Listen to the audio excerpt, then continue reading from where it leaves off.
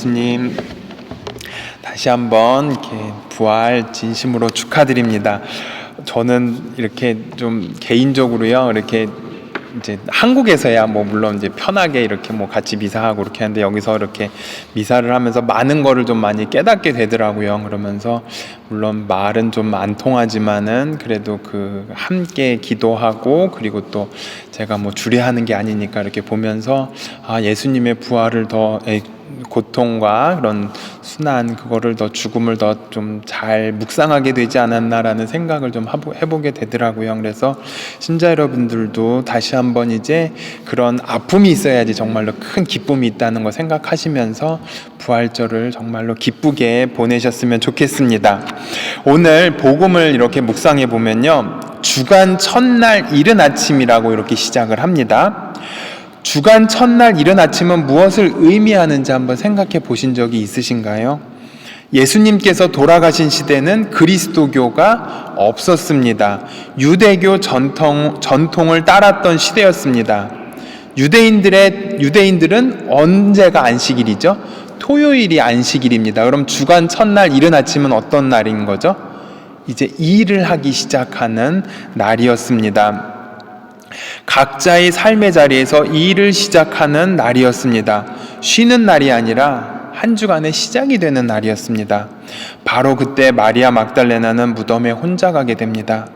희망은 전혀 없고 많은 사람들은 이제 아무 일도 없었던 것처럼 일을 하고 있는 그 상황을 상상해 보면, 예수님의 뜻은 정말로 우리 인간의 생각 저 너머에 있는 분이 아닐까라는 생각을 다시 한번 생각해 보게 됩니다.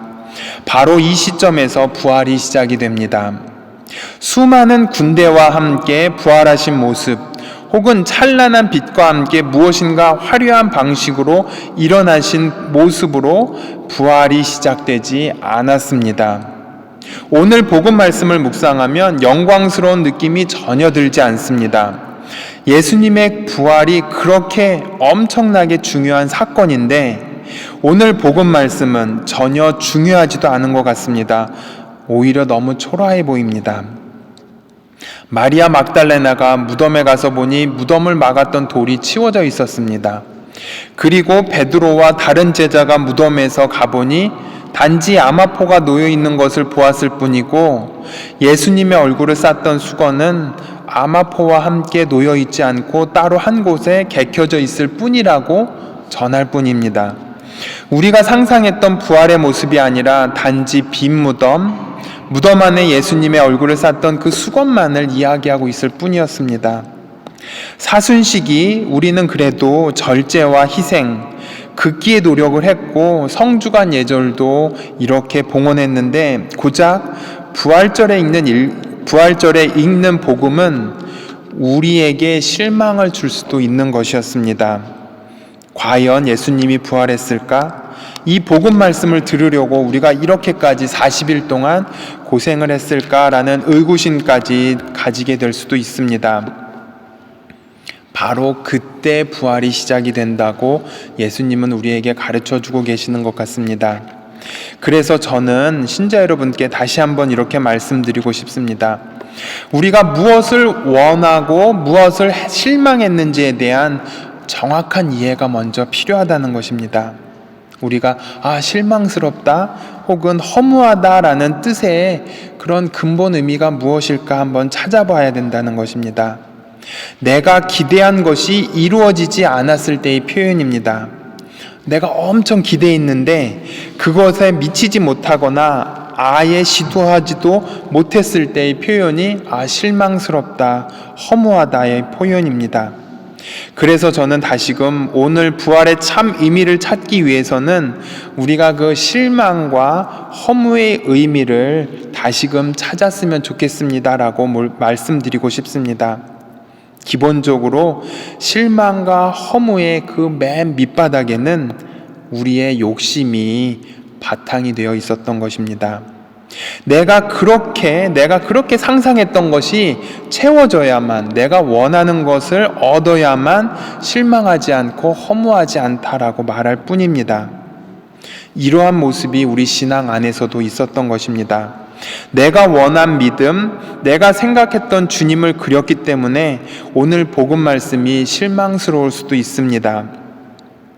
내가 생각했던 주님은 이제 모든 힘과 권력을 가지고 계셔서 나쁜 사람들을 다 물리치시고 심판하시는, 어쩌면 내가 원한 또 다른 우상숭배의 모습일 수도 있었던 것입니다. 내가 원했던, 내가 그렸던 예수님의 모습이 허무와 실망이라고 표현한다면 우리는 우상숭배의 길로 빠져드는 것일 수도 있습니다. 오히려 내가 너무나도 욕심이 많았구나 라는 것을 바라보고 내 자신을 성찰했을 때 우리는 부활의 의미를 조금씩 깨달을 수 있다라는 것입니다. 바로 우상숭배 유혹에서 벗어나기 위해서 우리는 먼저 내 자신의 허무함과 실망감, 그것을 느껴야 되고 내 자신의 욕심을 먼저 바라보아야 한다는 것입니다. 그것을 먼저 바라보고 버릴 때 우리는 부활하신 예수님을 모시게 됩니다. 나의 기대와 나의 욕심에서 나오는 예수님의 부활이 아니라 내 기대와 욕심 모든 것을 포기한 가운데 예수님의 부활을 체험해야 한다는 것입니다. 이제는 욕심으로 가득 찬 그림을 깨끗하게 지우고 아주 하얀 도화지에 예수님의 마음을 그려야 하는 것입니다. 그러기 위해서 먼저 우리는 포기해야 하는 것을 배워야 하겠습니다. 버리는 것을 배워야 할 것 같습니다. 버릴 때 예수님의 은총이, 새로운 은총이 담겨질 수 있는 것 같습니다. 바로 오늘 복음에서 우리에게 빈 무덤 이야기를 전한 이유가 바로 여기에 있는 것입니다. 무덤 안에 무언가 꽉 찬 게 아니라 무덤이 비어 있을 때 우리는 새롭게 시작할 수 있습니다. 이제 우리는 이러한 용기가 있는지 돌아보았으면 좋겠습니다. 실망하거나 허무하다고 느끼는 것이 아니라 이제는 빈 마음 안에서 새로움을 볼 수 있는 신앙인이 되어야 하겠습니다. 오늘 복음 말씀을 통한 부활은 우리에게 인간적인 실망을 줄 수 있을지 모르겠지만 그것은 그 실망이 하느님을 향한 새로운 희망이라는 사실을 잊지 않았으면 좋겠습니다. 우리의 욕심을 버렸을 때 예수님의 부활은 시작이 됩니다. 바로 그것이 주간 첫날 이른 아침에 일어나는 것입니다. 우리가 무언가를 쉬는 것이 아니라 무언가 새로운 일을 시작할 때 그때 부활이 시작이 되는 것입니다.